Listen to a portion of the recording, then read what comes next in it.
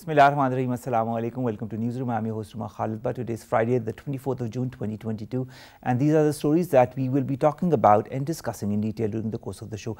We'll begin, ladies and gentlemen, with the future of startups in Pakistan. There are huge global economic problems due to which startups across the world are either shutting down or pausing their services. In Pakistan also, we've been hearing of different startups that have stopped or suspended their work, including that of Vivacars and of SWVL as well, that has stopped its intercity, and others. We'll be talking about in detail of why is there a suspension or a stoppage of activities of these startups and what needs to be done in order to revive the startups in Pakistan.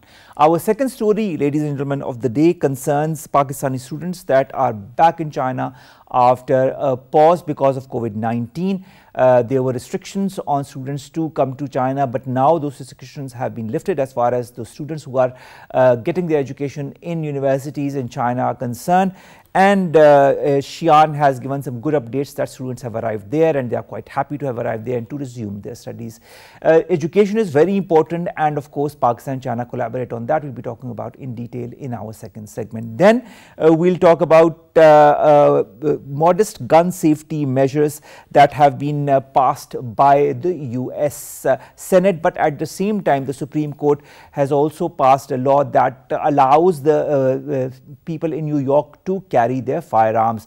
There is a very strange dichotomy as far as the US laws concerning gun and gun usage are concerned, and we'll be talking about that in our third story. Then we'll be talking about Karachi, that has been named the world's worst cities, amongst the world's worst cities to live in, according to an annual report that has been released by the Economist Intelligence Unit on Thursday. Pakistan's Karachi is amongst the lowest ranked in this. We'll be talking about at the end of today's show. Let's begin with our first segment, and before we go to that, let's go to a short break. We'll be right back.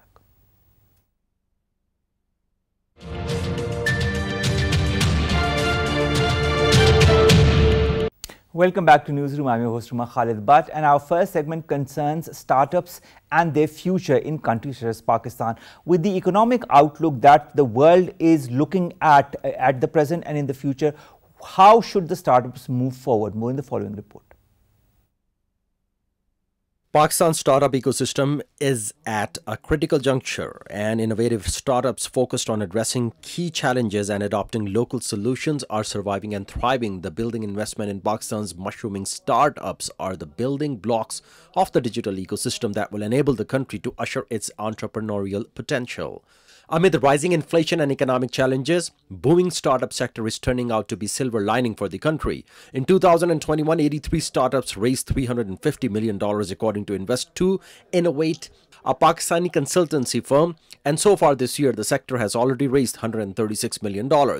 According to McKinsey, COVID-19 was a catalyst for the startup landscape in Pakistan, which saw investments rise from $65 million in 2020 to $350 million in 2021. Extended lockdowns and quarantines provided entrepreneurs the opportunity to create digital products with a human impact. With more than 250 startups since 2015 and increasing internet penetration driven by low-cost smartphones and affordable data, Pakistan is one of the final few untapped market for startups and investors to offer internet-based services similar to those in other parts of the world. Invest2 Innovate's Pakistan's Startup Ecosystem Report 2021 highlights the need for more attention directed towards startups to create a supportive ecosystem in which businesses can flourish. Shayaan Tahir, who is the CEO and founder of HomeShopping, joins us online. Shayaan, thank you very much to have joined us. It had been some time that we had talked in this show. Shayaan, when it comes to startups, especially let's concentrate ourselves on startups in Pakistan. Why do we see so many startups closing down or suspending their operations? We have the example of SWVL, we have the example of Airlift, we have the example of others, we have also the example of Vivacars. Why is this happening? So first of all, it's a pleasure to be at your show. So the real reason why all of this is happening is because we can now see a recession that is going to come globally. And just because of that, people are basically, most of these startups, as you may know, that these are businesses which are creating, which are absolutely new, and they're mostly not profitable. So when they see a recession happening, some of the investors do try to, pull for certain strings, which would then make them focus more towards profitability as opposed to going towards growth. And that's what you're seeing right now in the market. A lot of these startups, which were growing excessively in Pakistan for the last 2 to 3 years, and they raised quite a lot of funds, they are now foreseeing that if a recession comes about, it would be challenging to raise further funding from them. For most startups, this is how it works. They keep raising capital so that they excessively grow into a market. But when a recession happens, and this has happened. This is not the first time it's happening. It's happened before as well. This probably might be the first time for a lot of the startups. We, as HomeShopping, we started off in a recession when it happened back in 2008. That's when we started off, and it's more like cycles. So it's just another cycle that we're going through. There would be a lot of players which might leave the market, might contract a bit for the time being. But as the market grows, they would start expanding once again. All right, you talked of expansion, of recession, of course, entering the market before from being a startup. How long does it take a startup from beginning at its roots to entering the market fully and functionally? So I think every startup has its different cycle. Mostly, it's usually generally around within the 5 to 8 year mark when the startup actually goes on to start thinking around profitability. Starts really like once they've made their name and they made their place within the market, that's only when they start looking into all of these things. This is not how generally small businesses function. Small businesses have to really focus on being profitable from the start, and that's why they don't grow this fast. But startups are very different from regular businesses. They tend to grow at all costs without really thinking too much about their bottom line. And that's why when recession kinds of comes up, they are more inclined towards making sure that they're focusing towards profitability than growth. All right. Is that the reason why a startup such as SWVL has suspended its daily rides in Karachi, Lahore, Islamabad from the 3rd of June, but continues the intercity rides because that is maybe more profitable for them? Sure. I mean, obviously, people will tweak around their products. Maybe, they came up with services. This is what startups generally do. They throw around different set of services. And once they realize, the culture is all about failing early within startups. And if you feel that there's a certain supply line or a certain product which is not working out and it's not profitable, then they would, slash that out and focus on what's really working for them. All right. Now, Shayaan, there are so many startups that have begun services in Pakistan, and we had heard of a lot of seed money being brought in for these startups as well. What should be the strategy in your point of view for a person who's seen recession in the past as well and who is now grown up to be a full-fledged profit-earning organization? How do you feel, in your point of view, should these startups move ahead? What should their strategy be? Because recession is something that everybody is going to encounter. We are seeing at this current moment, we saw during COVID times as well, and who knows what might happen in the future. So unfortunately, what happened to a lot of these startups was that they did not predict how the dollar would basically increase eventually. So a lot of startups that I know of, they're growing in Pakistani rupee terms, but they are declining in terms of in dollar terms. And when you're talking to these investors, most of your negotiations happen in dollar terms. They are also raising in dollars, so the sale projections that they give are usually in dollars. So unfortunately, as the dollar kind of increased quite a bit, and because of that, a lot of these startups could not match up to the investors' expectations. So that's what's happened to a lot of the startups that raised a lot of capital in the recent past.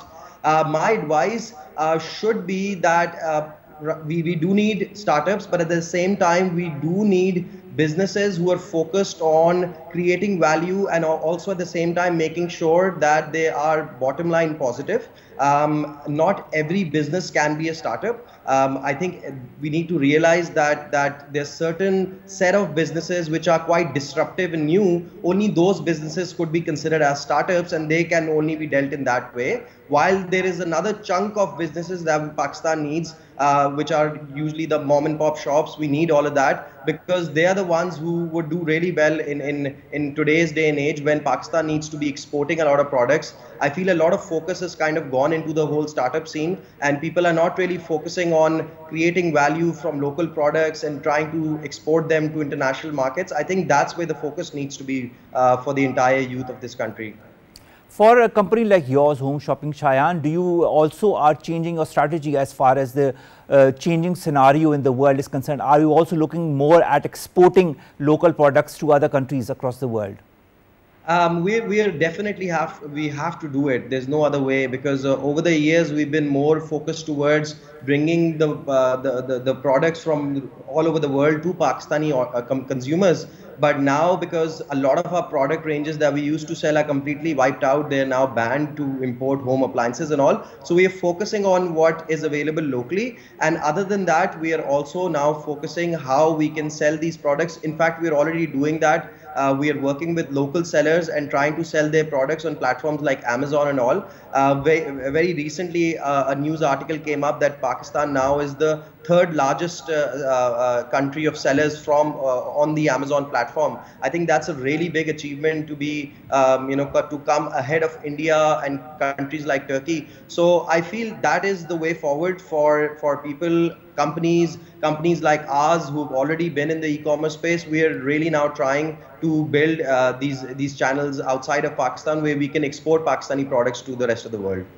Shayaan, you talked of e-commerce. Now, we understand that e-commerce is the future as far as commerce or trade is concerned, because there are no boundaries as such, and you can talk to or do trade with any person or any company across the world. In this day and age, now under the current circumstances, if a company wants to start from scratch, what should it do? Should it go the startup way? Should it go the normal business organization way? How should it develop an e-commerce?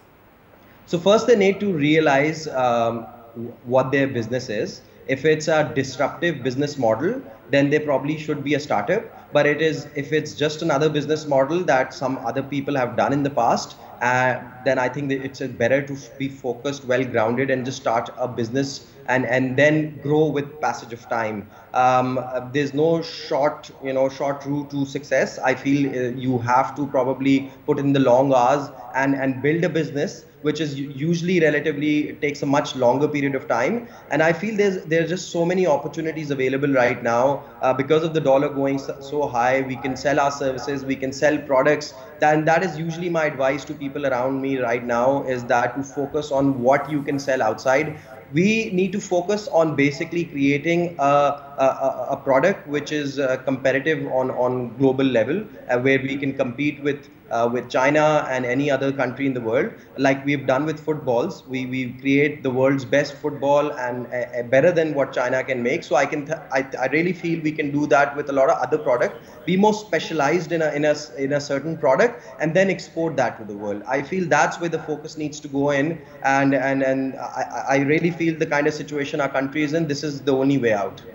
Thank you very much, Shayaan, Tahir, CEO and founder of HomeShopping, to have talked to us and to have discussed the future, the past and the current present situation as far as the startups are concerned, and what needs to be done if somebody wants to open an e-commerce now. Should one go the startup way or a normal business way? Thank you very much, Shayaan, for your assistance and all the kind words that you've put in, and I think a lot of people will heed the advice that you've given. Let's come to our second story now, ladies and gentlemen, and that concerns Pakistani students who are back in China after a hiatus. You know that COVID-19 had engulfed the world, and as it started from China, there were a lot of precautions that were taken by China, including for students who were studying there from other countries. So now the restrictions are no longer at the same level as they used to be. A lot of students have returned to China to continue their education in the Chinese institutions, and they are quite happy about it. More in the following report. The time-tested China-Pakistan relations have shown resilience to major changes in regional and international realities, and attempts to sow discord have been foiled. Solidarity between the two countries is further strengthened owing to academic exchanges and robust cooperation in academia. The unprecedented and extraordinary situation caused by the outbreak of COVID-19 pandemic has affected students' educational activities across the world, including Pakistani students enrolled at Chinese universities. As a result of joint efforts of Pakistani and Chinese embassy, the two sides have worked out sending the students back to China in phase, as the Chinese premier assured to keep the matter on high priority. In a recent development, Islamabad and Beijing have agreed upon the return of Pakistani students to Chinese universities subject to the COVID-19 situation in China. The first batch of 90 Pakistani students who arrived in Shayaan, China by Pakistan International Airlines charter flight showed overriding excitement upon their return to China. The issues of Pakistani students were of utmost importance of Chinese government, and China has reiterated its resolve to facilitate Pakistani students with diligence. Pakistan and China will continue to firmly support each other's core interests and concerns and deepen strategic communication, educational exchanges, and practical cooperation. Salman Bhittani, foreign affairs expert, joins us online. Salman, thank you very much to have joined us. Salman, when are you joining the others in China? Thank you, Omar, for inviting me.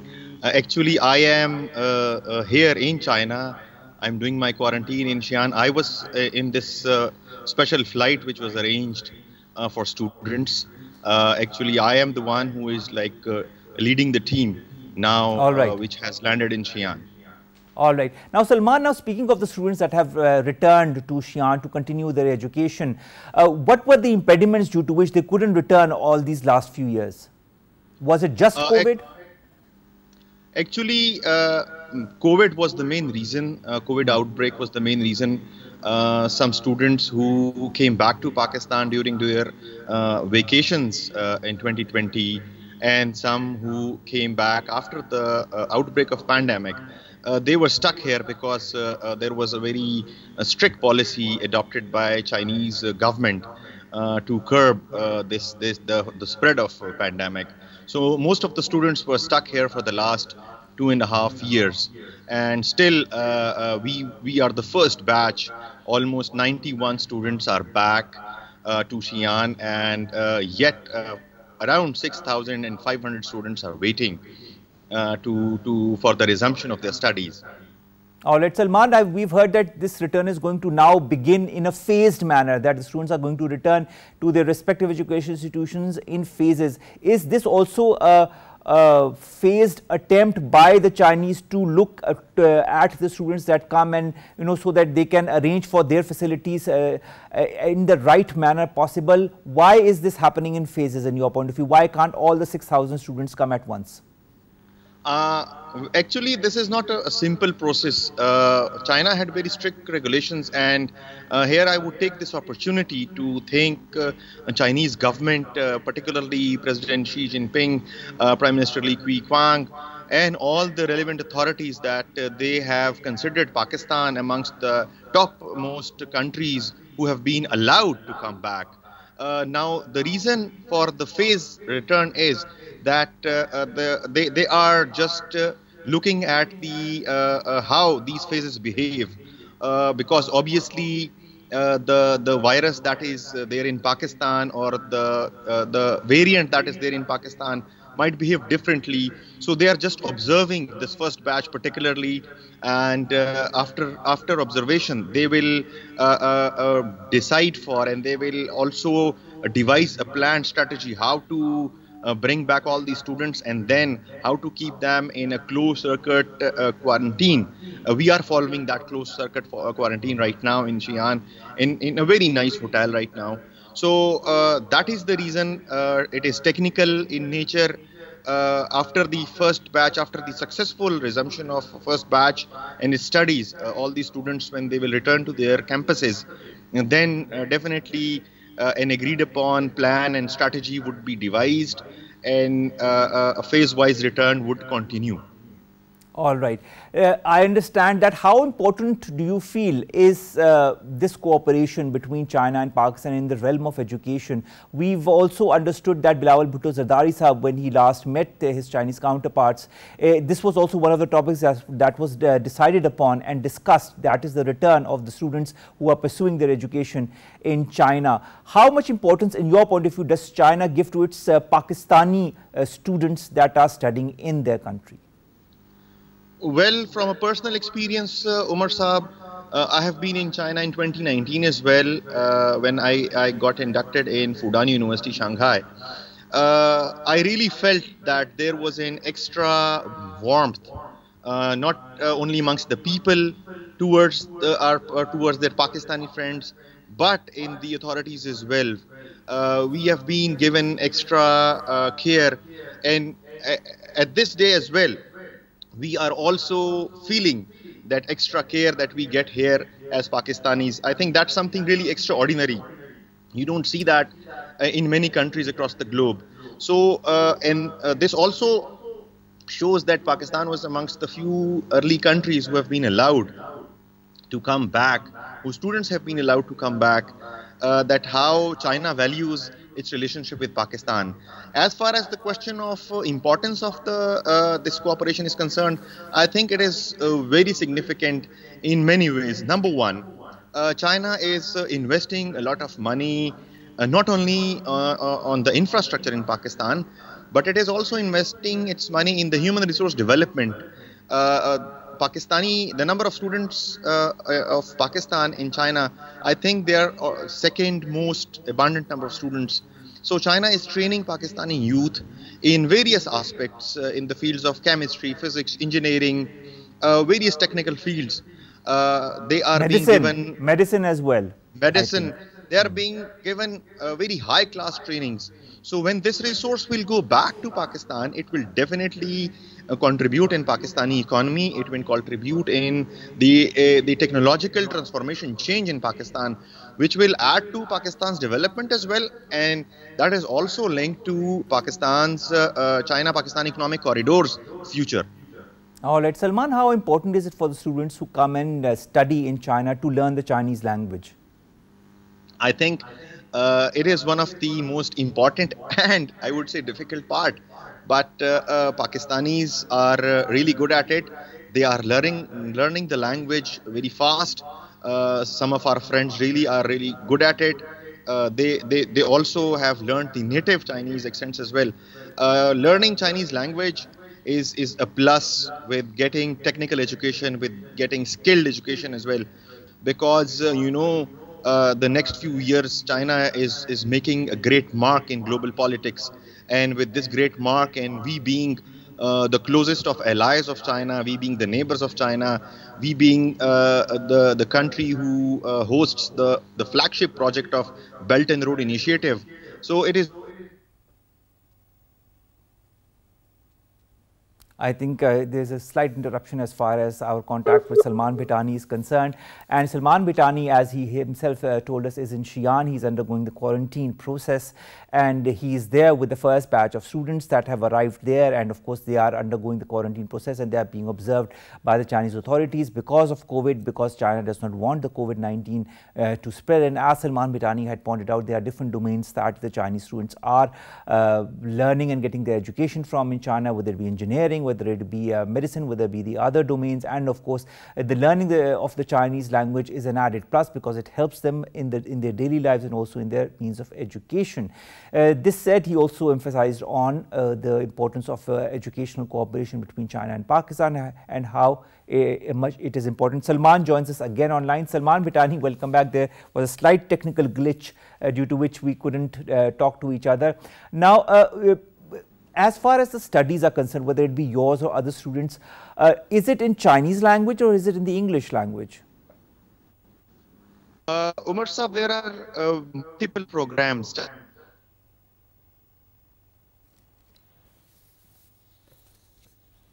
Okay, there seems to be some kind of a technical glitch. We will try to get hold of Salman Bhittani if we can, but from what we are understanding and observing is that the return of students who are studying in China, more than 6,000 students, is now going on in a phased manner. The first batch is there as we speak in Shayaan, and the spirits are quite high as far as the students are concerned. Salman, are you there? All right, Salman, can you hear us? Yes, I can hear you. All right, wonderful, wonderful. Salman, I was trying to wonder whether the means of education or the books that are given to you or the tests that you go through are in the Chinese language or are they in the English language? China offers multiple programs to our graduates, our students. There are Chinese taught programs as well, and there are English taught programs as well. In Chinese taught programs, you have to take 1 year extra for learning Chinese language, and in English taught program, it is just like normal programs. The one I am enrolled in is an English taught program of PhD in International Politics at Sirpa Fudani University, Shanghai. All right. And how long are the programs? Are they as long as in the other countries, for example, in Pakistan or in Europe? Is there a certain criteria that they put as far as the students coming from Pakistan or other countries are concerned compared to their own students? No, the criteria overall is very tough. The education standard is very high, and international students, particularly all of them, are assessed on various scales. There are thesis submissions, there are research submissions, there are comprehensive exams, there are vivas. So they go through different channels, they go through different steps to graduate.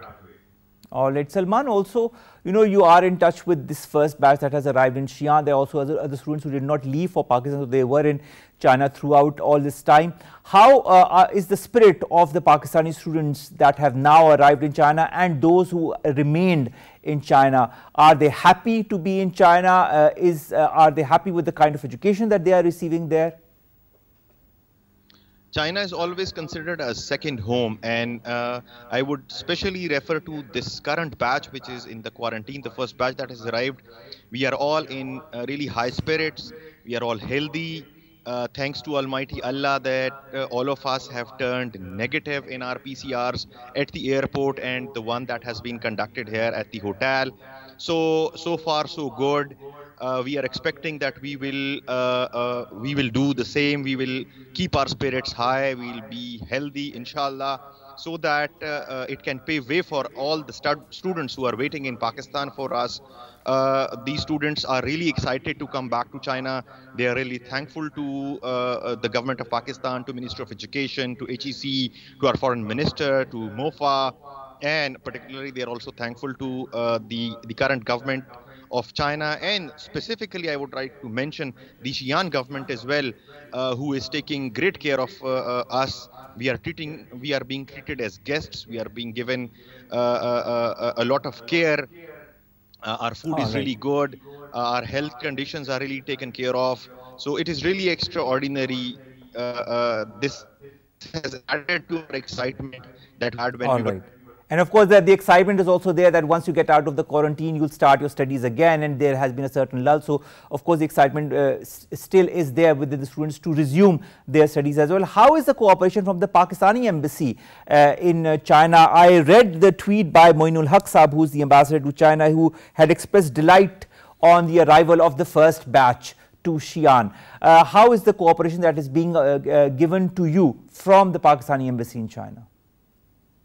Well, Pakistani embassy is our home, and it is constantly in touch with us.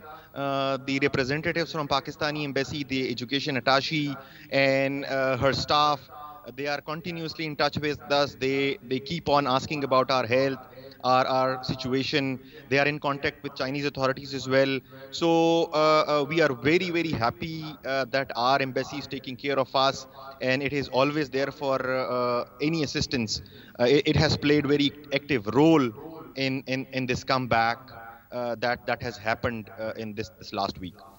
Salman, speaking of comebacks now, today, if we talk of today, if somebody wants to learn in China or get himself or herself educated in China, is the procedure different from when you had applied for it, or does it remain the same? No, it is same. Chinese universities usually begin their academic admission process in January, and that lasts till March, and they generally inform those students who are selected around June, and they can then join the September batch. In fact, I would also like to tell you that during the pandemic, the Chinese universities have been taking Pakistani students. Most of the students have continued their studies online, and they will be joining us soon as well.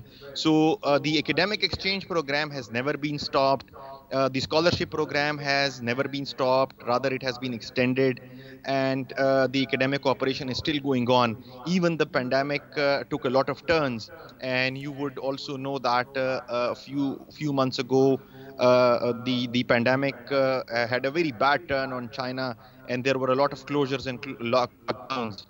But as far as the Pakistani exchange is concerned, it was never stopped and it was never halted. All right, Salman, you are studying international relations and you are doing your PhD there from Shayaan. How many Pakistanis are there at the university that you are studying in? Well, in my program, in School of Public Affairs and International Relations, I am the only Pakistani. There is another Pakistani as well who has applied and who might get admission as well. But in all the other fields, like technical fields, there are almost 30 Pakistani students at this prestigious university of China. In Shanghai, there are other prestigious universities as well, where most of the Pakistani students are doing their engineerings and mathematics and various other science fields. All right, wonderful. We wish you all the very best, Salman Bhittani. It will be some time before we see you again in the studios, but nevertheless, we wish you all the best. We wish you the best of luck to you and all the others who are in the same batch as you. And inshallah, we hope that you resume your studies very, very soon. That was Salman Bhittani, who was talking to us from Shayaan in China. He was under quarantine along with other students from the first batch that has reached China. Now that China is allowing the Pakistani students to return back in a phased manner. This was the first batch that has reached China and is currently under quarantine. Let's come to our last two stories very quickly, ladies and gentlemen. The first concerns the US Senate as well as the US Supreme Court, and both concern gun laws that are prevalent in the United States of America. We have all seen and heard and listened to and observed all the different massacres, I would call them massacres, that have happened in the United States in different localities due to gun violence, how the children, how the parents have been taken down by those who had a gun in their possession and who could have a gun in their possession. While the discussion goes on, there's a huge gun lobby that is there in the United States of America as well, due to which there are two different decisions that have come forward. The first is from the US Senate, a Senate bill approved in a 65 to 33 vote, significant gun control legislation that has been passed in 3 decades in a country where there is the highest gun ownership per capita in the world and the highest number of mass shootings annually among the wealthy nations. President Joe Biden had said at the time that the bipartisan legislation will help protect Americans. Kids in schools and communities will be safer because of it. But at the same time, the Supreme Court also ruled on Thursday, pushed through by its conservative majority, striking down New York State's limits on carrying concealed handguns outside the home. Now, the people can carry concealed handguns outside the home as well. The court had found that the law that was enacted in 1913 violated a person's right to keep and bear arms under the US Constitution's Second Amendment.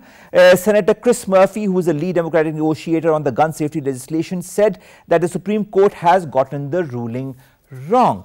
What is all of this going to lead to? Is it going to lead to further gun violence in New York? because of course New York is a metropolitan city, and now that the people have the right to carry concealed guns outside their homes, will that lead to more violence? Only time will tell. But as far as the violence is concerned in the United States related to guns, we have been seeing that for quite some time, and the number of incidents are increasing by every passing day. Let's come to our last story, ladies and gentlemen, and that concerns our metropolitan city, Karachi, as well. That has been ranked amongst the world's worst cities to live in. Austrian capital Vienna has also become now on the opposite direction. It has become the world's most livable city. This is as per an annual report that was released by the Economist Intelligence Unit, otherwise known as EIU, on Thursday.